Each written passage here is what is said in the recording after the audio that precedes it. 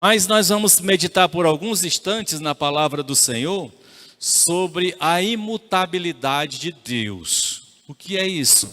Deus não muda. Deus é o mesmo de sempre. Ele não vai mudar nunca. Então, é um dos atributos absolutos de Deus, é a imutabilidade. E quando nós abrimos a nossa Bíblia lá em Malaquias, capítulo 3, verso 6, você pode ler aí na sua Bíblia, acho que dá para acompanhar aqui hoje, eu acho que vai. E você aí que está em casa, abra a sua Bíblia, pega a sua Bíblia, fique com ela na mão, porque nós vamos ler alguns textos da palavra de Deus falando sobre a imutabilidade do Senhor. Nós falamos logo no início do culto, lá em Isaías 46, já mencionando, e vamos repetir o texto, tá? Mas aqui em Malaquias capítulo 3, verso 6, diz assim: de fato, eu, o Senhor, não mudo, tá? O profeta Malaquias, falando a palavra de Deus, porque o profeta é a boca de Deus, é a boca do Senhor, né? Ele expressa o que está no coração de Deus. Então o profeta, ele diz: eu, o Senhor, não mudo, por isso vocês, descendentes de Jacó, não foram destruídos. Então ele fala de uma coisa extraordinária, que a nação de Israel, por mais que tenha se distanciado de Deus, não foi destruída, porque Deus tem um projeto de eternidade a eternidade, e esse projeto está relacionado com uma nação, está relacionado com um patriarca, está relacionado com o seu filho Jesus que entrou na terra, tá? E Malaquias capítulo 3, no mesmo texto, lá no versículo 7, a palavra de Deus diz assim, ele continuando, Deus falando, diz assim: desde o tempo dos seus antepassados, vocês se desviaram dos meus decretos e não os obedeceram. E Deus diz uma coisa muito interessante, ele diz assim: voltem para mim, e eu voltarei para vocês. Que extraordinário, né? Enquanto a gente tem fôlego de vida, por isso é que muita gente acha estranho isso, está lá na UTI, está ofegando, agonizando seus últimos momentos, e a pessoa balbucia nos seus lábios dizendo: eu volto para o Senhor, eu me arrependo. A palavra de Deus diz que o Senhor voltará para ele. Muita gente não entende isso. Foi ruim a vida toda e no final se entrega a Deus e é salvo. Eu passei 40 anos na igreja e ele vai ser igual a mim, porque o Senhor, ele não tem interesse que as pessoas vá para longe dele. Então ele diz: voltem para mim e eu voltarei para vocês, diz o Senhor dos Exércitos. Mas vocês perguntam: como voltaremos? Quando você lê esse texto para alguém, você vai ter argumentos suficientes para dizer como é que se volta para Deus, né? Como é que se volta para Deus? Buscando ídolos? Buscando pessoas que foram boas? Se curvando diante de imagens? Nós podemos ver na palavra de Deus, porque ele diz, eles perguntam: como voltaremos? Eu sei que todos vocês aqui já sabem como voltar para Deus, porque a palavra de Deus é muito clara, ela nos mostra isso. Então, continuando aqui, a imutabilidade de Deus, a sua qualidade de nunca mudar, é claramente ensinada em todas as Escrituras. Você não vai encontrar Deus mudando a sua natureza, mudando os seus atributos, mudando as suas qualidades, tá? Números capítulo 23, versos 19, nós vamos entender que Deus sempre cumpre o seu propósito. Por quê? Porque Ele é imutável. E diz assim a palavra de Deus em Números 23, 19. Deus não é homem para que minta, nem filho de homem para que se arrependa. Acaso ele fala e deixa de agir? Acaso promete e deixa de cumprir? Tá? Essa pergunta é uma afirmação. Para que aí os que sabem aí o português, eu sei muito pouco, mas determinado momento a interrogação é uma afirmação, não é? É uma maneira de afirmar. Então ele diz, acaso ele fala e deixa de agir? Quando Deus fala a teu respeito, ele age. E por que você não dá um amém? Glória a Deus, irmão. Quando Deus fala de você, Ele está agindo na sua vida. E Ele diz, acaso promete, deixa de cumprir? E Deus tem promessa para as nossas vidas. Deus tem promessa para os seus filhos. A palavra de Deus, muitos sábios teólogos dizem que há cerca de 7.000 promessas de bênçãos para nós. E isso é glorioso, amém? Mas não é só 7.000. A palavra de Deus diz lá em Efésios, no capítulo 1, que é toda a sorte de bênçãos. Não se limita. Há uma infinitude de promessa de Deus, há uma infinitude de bênçãos que o Senhor tem para colocar diante de cada um de nós. E Ele é imutável. Ele também não é aquela pessoa que, como a gente... nós somos seres falíveis, nós somos emocionais.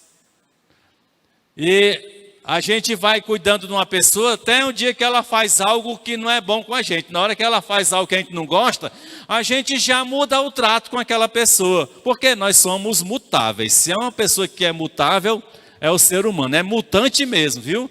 Ele não pode mudar nas suas características físicas. A gente muda no decorrer do tempo por causa da idade que vai chegando, né? Mas se você observar a sua natureza, o seu modo de viver, a sua maneira, as suas atitudes, você vai perceber que ao longo do tempo você teve profundas mudanças na sua vida. O ser humano muda, mas Deus não muda. Então, 1 Samuel 15, 29... também diz assim, não mente, nem se arrepende. Diz assim, aquele que é a glória de Israel, não mente, nem se arrepende, pois não é homem para se arrepender, tá? E muita gente diz assim, ei, mas eu vi lá na Bíblia, e diz, arrependeu-se Deus. Aí a pessoa, como é que Deus não se arrepende? Está lá dizendo, arrependeu-se Deus. Sabe, aquele arrependeu-se Deus, não é porque Deus fez uma coisa errada e está arrependido com consciência, porque o arrependimento ele pode ser dado para nós seres humanos, o arrependimento está atrelado, ele está fundamentado numa atitude errada que nós fazemos, que nós cometemos, que prejudica os outros, prejudica a presença de Deus ou prejudica nós mesmos. Quem é aqui? Eu olhei para a nutricionista, eu disse, quem é aqui que não vendo assim aquele prato grande, apetitoso, gorduroso, você come todinho, até ficar passando mal, aí diz, pequei. Quem é que não passa por isso, né? Muita gente passa. Aí a gente se arrepende. Mas se arrepende do quê? De uma coisa errada. Quando a gente mente,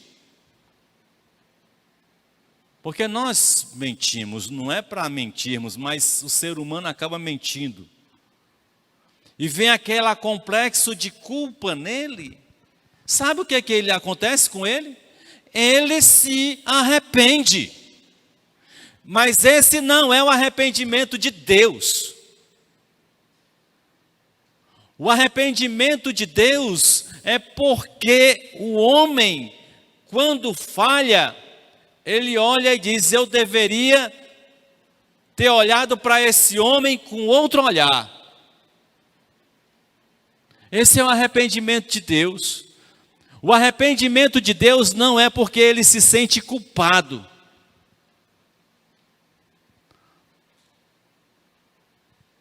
Porque Deus não tem culpa. Por isso, ele não é homem para que se arrependa.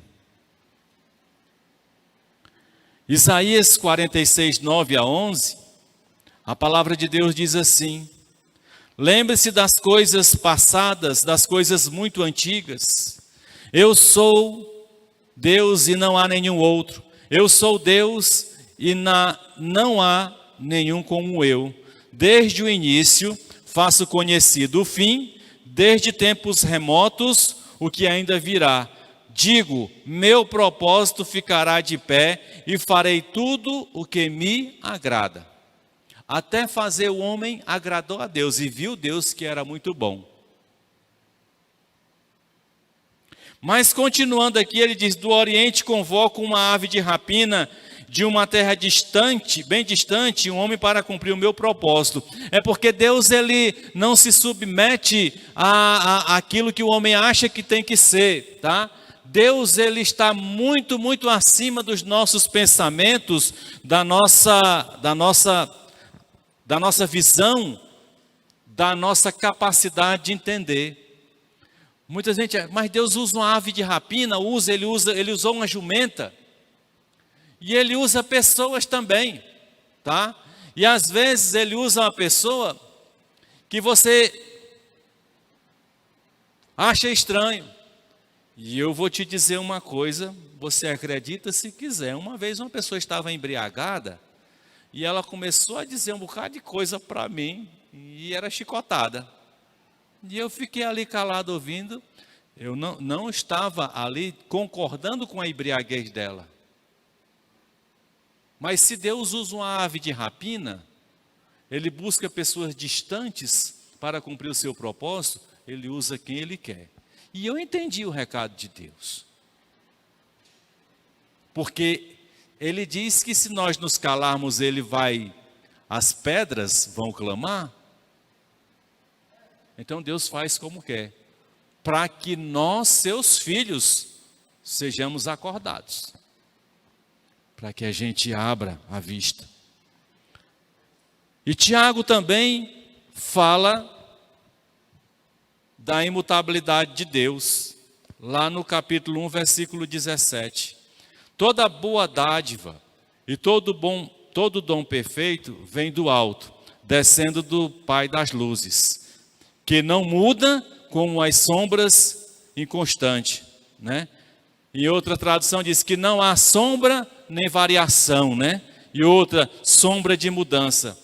E aqui refere-se à nossa perspectiva sobre o sol. Quando ele está falando de luz, e está falando para nós, ele está falando da questão do sol. E esse sol se move. Quando o sol se move, ele lança uma sombra em algumas coisas. Às vezes a nossa sombra também é projetada, mas Deus, ele não muda, tá? E ele não tem essa variação inconstante, ele é o que é. A nossa sombra, diante do sol, ela muda de um lugar para outro. Se a nossa sombra muda, tá? O sol vai mudando e a sombra vai mudando, mas Deus não muda. Tá certo? O sol nasce, se põe, aparece e desaparece a cada dia. E nós vemos a sombra modificar. Ele está falando a respeito do homem, que o homem muda seus pensamentos. Tem pessoas que não acreditavam em Deus e hoje acreditam em Deus. Tem pessoas que jamais entregariam a sua vida a Jesus Cristo e hoje entregaram suas vidas para Jesus Cristo. Mudança. Não é? Mudança.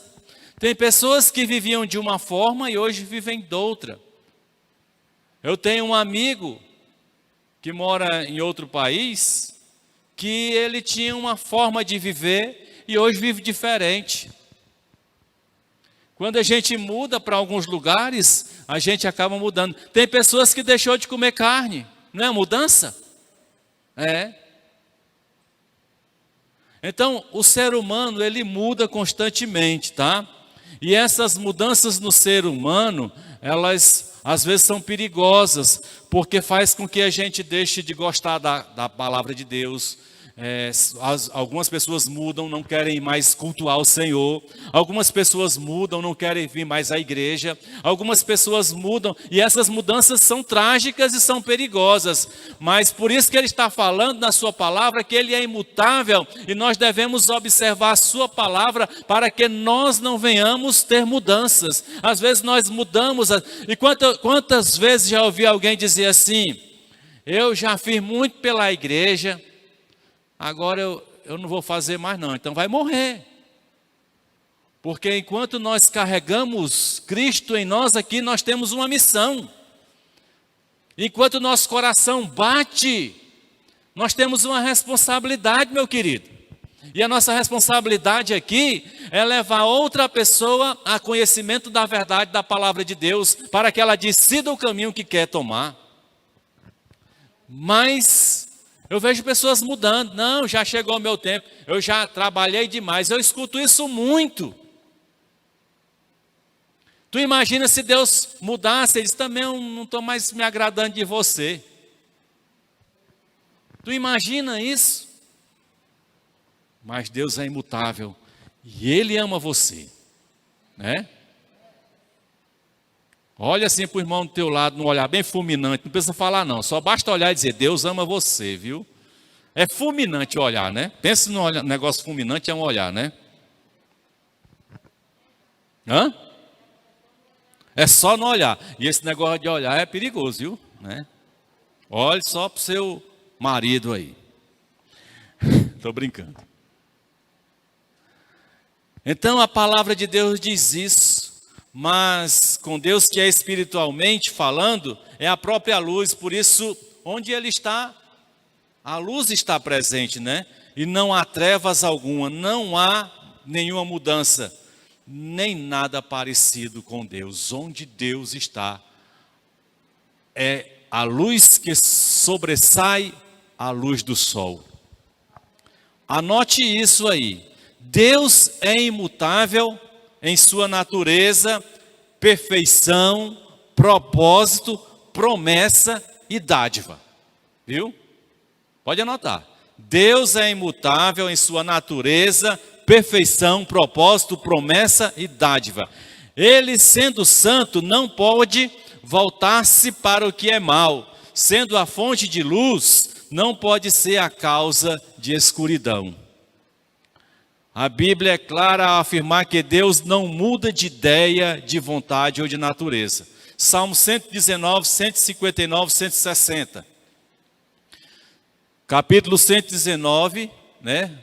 É o número 119, versículos 159 e 160.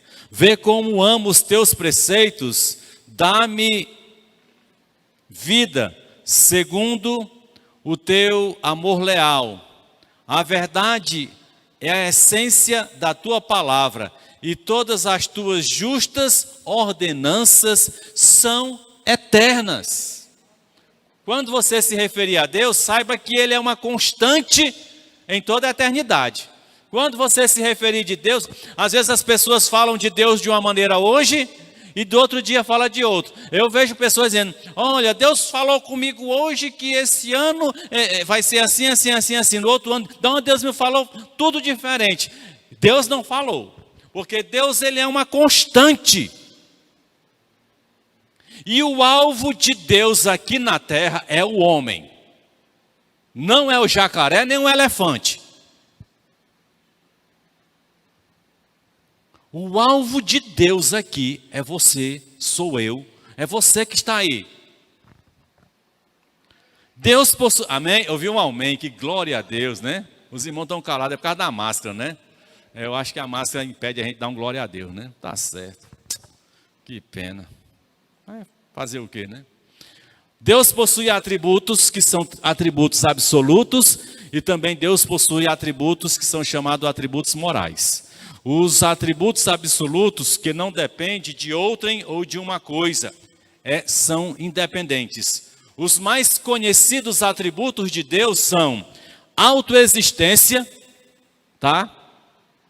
Nós existimos a partir de determinado tempo, né? Mas Deus é autoexistente. transcendência, tá? Ele está transcendendo a tudo, né? Transcende, vai além. Eternidade é um atributo de Deus. Onipresença, antigamente a gente só ouviu falar onipresença, onipotência e onisciência, né? Mas tem outros atributos, eternidade. A onipresença quer dizer que Deus está em todo lugar, viu? Não adianta você achar que você está num cantinho bem distante, que Deus não está lá, que Ele está lá te vendo também, né? Onisciência. E outra coisa, que aqui Satanás não sabe, mas Deus sabe. É o que passa no nosso coração, na nossa mente, certo? Graças a Deus que o diabo não sabe, e graças a Deus que ninguém sabe. Só ele, né? Porque o seu amor é tão maravilhoso, que muitas vezes está pensando que não deve. Então, onisciência. E onipotência é porque o poder dele é insuperável, é todo o poder, tá? Aí tem mais outros dois, que é a soberania, um dos atributos absolutos de Deus, soberania, Deus é soberano.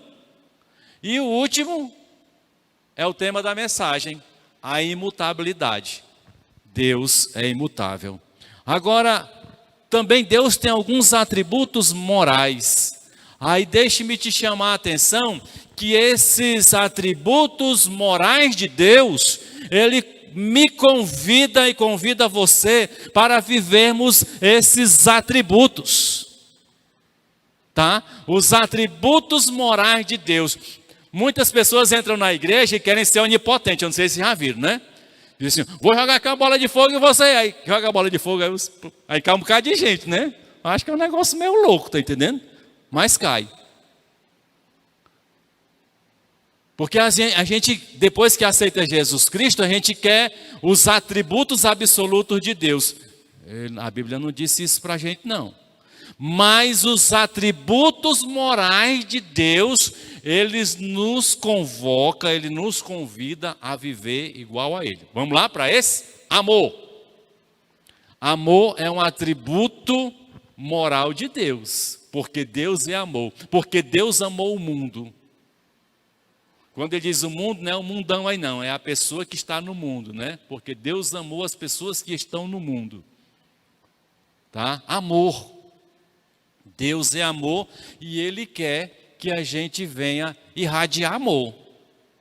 Irradiar amor não é aquele negócio, oh, pense nessas coisas não, nessas coisinhas assim não. Irradiar amor é quando você encontra uma pessoa que você não conhece, não sabe nem o nome, e que não tem características de familiaridade com você, está precisando de você, você chega lá e ajuda. Isso é amor.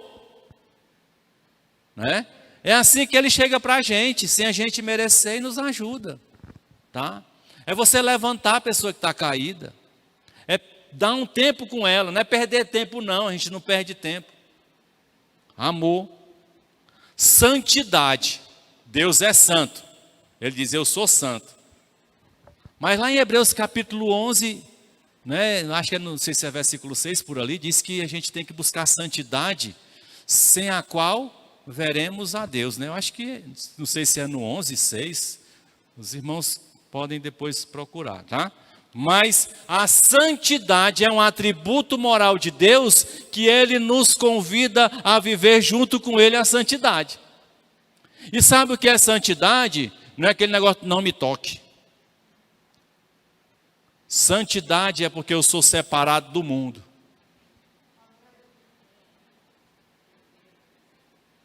Eu não vivo a partir do momento em que eu encontro com Jesus Cristo, eu não vivo pela que as pessoas que não têm Cristo querem que eu viva. Uma vez, eu já morei lá no Prefeito Zé Walter, depois eu andava por lá, né? Porque eu saí de lá e fiquei... E uma vez eu estava andando, tinha umas festas juninas, e reunia muita gente. E uma vez eu estava ali naquela festa junina andando, eu e uma outra pessoa, um amigo, e por onde a gente andava, as pessoas ofereciam cerveja, cachaça, só ofereciam coisas que não servem. E eu comentando com ele, eu disse, notou aí que ninguém oferece para a gente um churrasquinho? Não oferece um pastel? Pastel ela ia reclamar, né? Não oferece um sorvete, um suco, só bebida. E então a santidade é essa separação em que eu não escuto, eu não dou ouvidos à voz de quem não tem Jesus Cristo. Presta bem atenção nisso aí, porque é sério. Nós damos ouvido, né? Às vezes. Santidade, retidão. Deus é reto. E Ele convida a gente à retidão. Deus é justiça. E Ele nos convida a ser justos. Deus é verdade. E Deus nos convida a sermos verdadeiros, sinceros. São atributos morais de Deus que Ele espera que aqueles que se aproximam dEle também passem a viver. Fidelidade. A gente tem uma mania de dizer que Deus é fiel. Ele é fiel à sua palavra, viu? Se a gente estiver ajustado à palavra de Deus, então nós receberemos da fidelidade dele em nossas vidas, porque ele é fiel. Mas a questão é, esta fidelidade que é um atributo de Deus, também ele requer de nós a fidelidade. Ele não gosta de pessoas infiéis, que estão com ele hoje e amanhã não estão. Que olha para um lado, para o outro e diz assim, não tem nenhum irmão da igreja aqui, eu vou fazer o que der na cabeça, né? Misericórdia. Então, esses atributos aqui, morais, são imutáveis em Deus, porque Ele é imutável, e devem ser imutáveis em nós, que carregamos a presença dEle em nós. Eu não amo hoje e amanhã eu vou deixar de amar não, tá?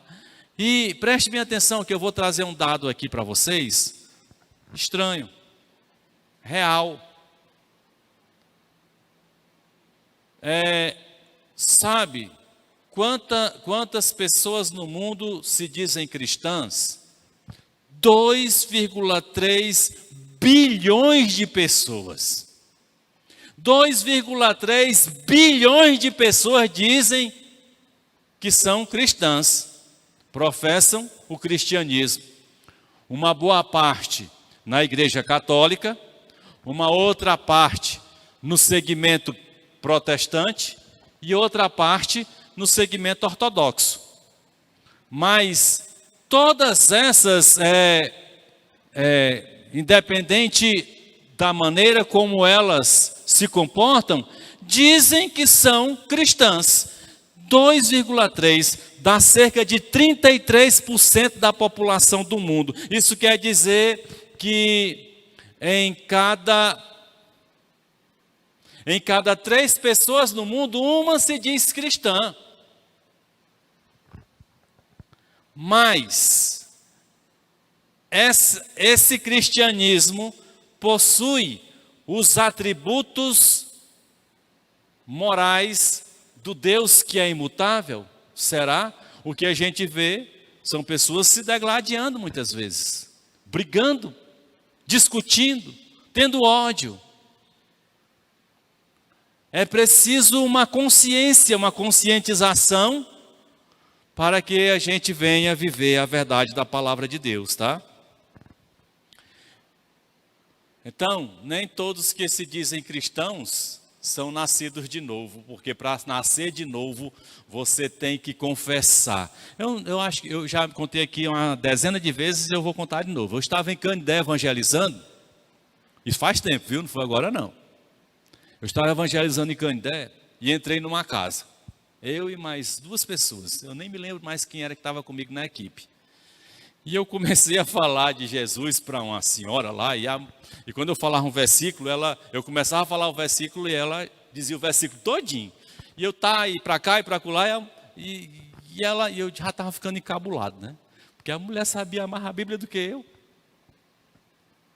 Aí eu dizia, e agora? Eu perguntei, Bem, eu percebo que você conhece a Bíblia. Ela disse, eu sou professora de catequese, é o nome? Catecismo, né? Sou professora de catecismo. Eu digo, tá certo. Aí eu perguntei para ela, me diga uma coisa. Você já aceitou Jesus Cristo como Senhor e Salvador da sua vida? Pergunta mais simples. Ela disse, não. Aí eu fiz nova pergunta. Você quer receber Jesus Cristo como Senhor e Salvador da sua vida? Ela disse, não. Então esse cristianismo em que você se nega a receber Jesus Cristo como Senhor e Salvador da sua vida é um cristianismo falso. Nessa linguagem popular, fake news. Eu prefiro o falso do nosso brasileiro mesmo. É falsidade pura, porque você não pode dizer que é cristão se você não entrega a sua vida para Jesus Cristo. Não estou falando de religião. Porque nenhuma religião vai chegar no céu. Estou falando de você e Jesus Cristo. Aquele que foi lá para aquela cruz.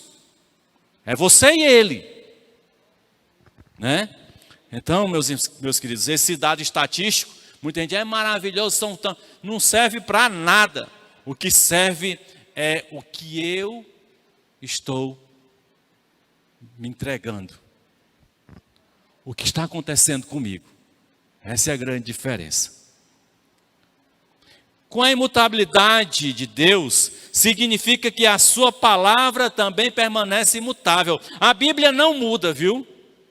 A Bíblia não vai se ajustar à minha vontade nem à sua.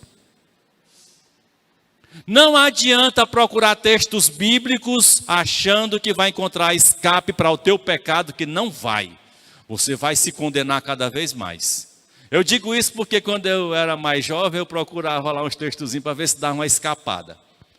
Eu aprendi que o melhor é colocar o rosto no chão e confessar o pecado e chorar. Achei que era melhor assim, viu? Me humilhar. Porque significa também que a palavra permanece imutável. Tais como o salário do pecado continua imutável. Né? Romanos 6, 23 diz, pois o salário do pecado é a morte.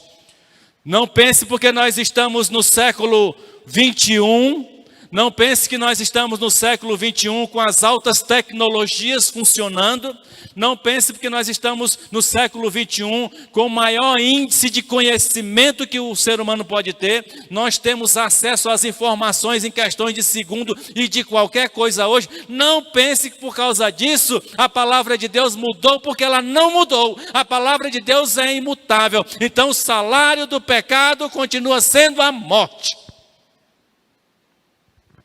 Mas também, por outro lado, o dom gratuito de Deus é a vida eterna em Cristo Jesus. O dom de Deus não mudou. Ele não botou dinheiro aí, não aumentou, não inflacionou.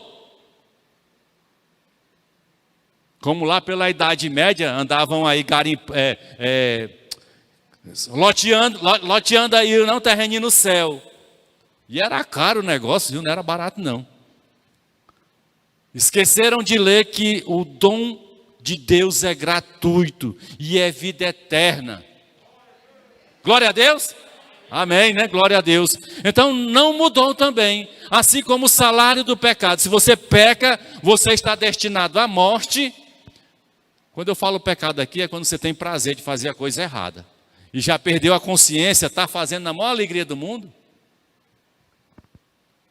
Não perde o sono. Não fica com o juízo meio que perturbado, querendo se chegar a Deus, com vergonha de Deus. Porque quando a gente tem o Espírito Santo, a gente fica envergonhado quando a gente erra, né? Então, olha, o salário do pecado é a morte, mas o dom gratuito de Deus é a vida eterna em Cristo Jesus, nosso Senhor. Também não mudou, e é só nele, viu? Por isso que esses 2,3 bilhões de cristãos que se dizem aqui, é nada. Porque tem que entender que a vida eterna é só em Cristo Jesus. O plano de Deus para a salvação do homem não mudou e o seu único autor se chama Jesus Cristo. Efésios 2, 8 a 9. Estou terminando, viu? Porque já passou do tempo, né? O culto agora está mais rápido, viu? Por causa dos irmãos que estão assistindo Aí quando parar um dia aqui, eu vou passar 3 horas pregando para os irmãos aí, para ver quem aguenta. Efésios 2, 8 a 9. Pois vocês são salvos pela graça, por meio da vossa fé. E isso não vem de vocês, é dom de Deus. Nós não somos salvos por nós mesmos. Não sou eu que promovo salvação para mim. As minhas características, os meus atributos pessoais, o que eu faço de bom não me leva à presença de Deus, tá? Porque eu sou falho, porque eu sou humano, porque às vezes eu faço uma coisa e quero a troca da pessoa, pelo menos um muito obrigado. Isso está errado, mas ele está dizendo então que pois vocês são salvos pela graça por meio da fé, e isso não vem de vocês, é dom de Deus, não por obras, para que ninguém se glorie. É entrega da vida. Agora eu vou dizer uma coisa para vocês que talvez vocês não gostem. Quando a gente diz eu entreguei minha vida para Jesus, é Ele que vai dizer como é que é para a gente viver. É Ele quem vai dizer para a gente viver. Não sou eu não. Mas tem que entregar para Ele, para ser dele. Não tem outra saída. Não é? Para finalizar, Atos 4, 11 e 12, são mais 2 textos. E eu vou falando logo ligeiro agora. Este Jesus é a pedra que vocês, construtores, rejeitaram e que se tornou a pedra angular, ou a pedra principal, né? Não há salvação em nenhum outro nome, pois debaixo do céu não há nenhum outro nome dado aos homens pelo qual devamos ser salvos. É Jesus Cristo.